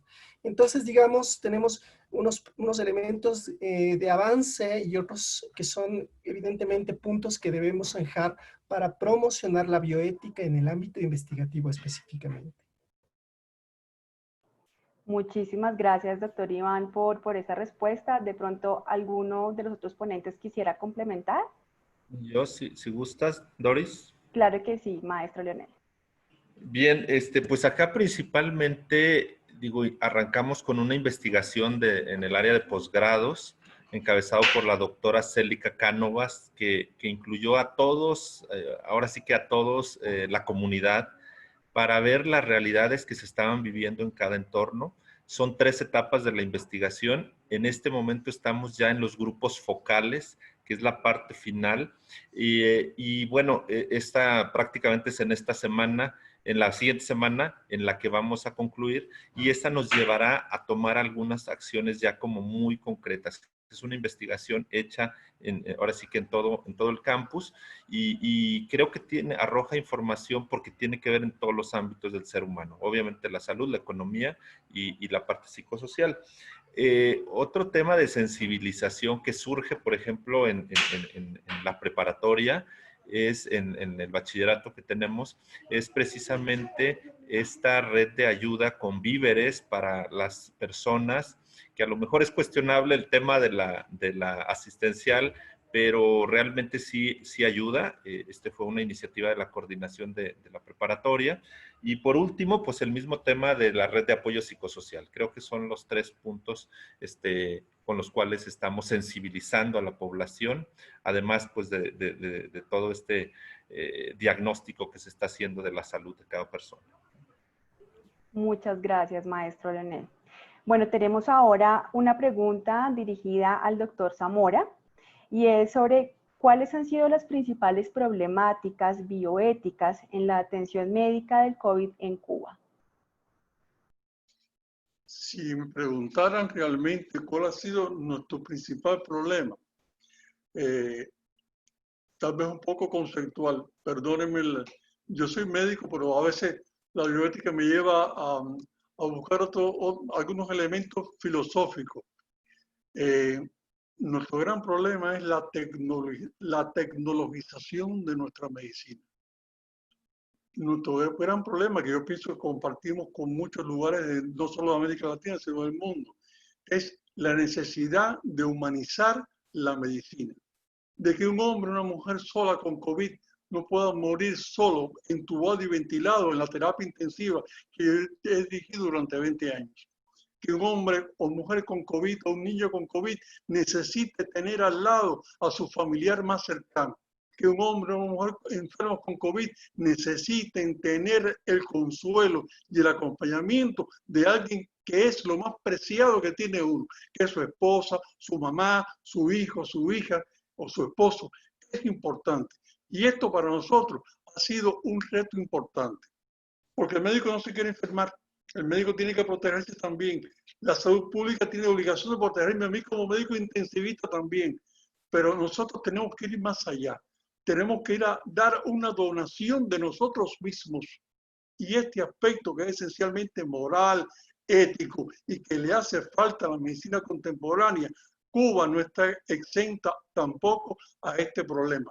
El tema de la humanización de la medicina, yo creo que es capital y siempre es un tema transversal para cualquier país y para cualquier realidad, también para Cuba. Debemos rescatar ese aspecto, debemos tener en cuenta eso. Y para las personas que me están escuchando en el webinar, piensen que Cuba no se escapa del resto de los problemas de América Latina y del Caribe, ¿eh? Nosotros tenemos necesidad de rescatar una mayor humanización de la medicina, a pesar de que conceptualmente la gente dice por ahí que los médicos cubanos podemos ser más o menos buenos, más o menos cariñosos. Es así, pero nos falta un poquitico más de humanidad, aun cuando sea a costa de la tecnologización de la medicina contemporánea. Ya es un reto actualmente. Gracias, doctor Zamora. Bueno, yo creo que con esta intervención, en donde hay un llamado claro a una humanización en uno de nuestros países hermanos, podemos dar por concluida pues esta segunda sesión. Agradecemos al padre Francisco Ramírez, presidente de la UDUCAL, por acompañarnos en esta segunda sesión. Agradecemos también la participación de nuestros ponentes y de todos ustedes, los asistentes. Les invitamos a la tercera sesión de este segundo encuentro de buenas prácticas, la cual abordará el tema de testimonios de estudiantes resilientes. Para este encuentro contaremos con la participación de universidades afiliadas a la UDUCAL de Argentina, Colombia, Costa Rica, México, Perú y República Dominicana. Bendiciones a todos y hasta la próxima. Muy buenas tardes.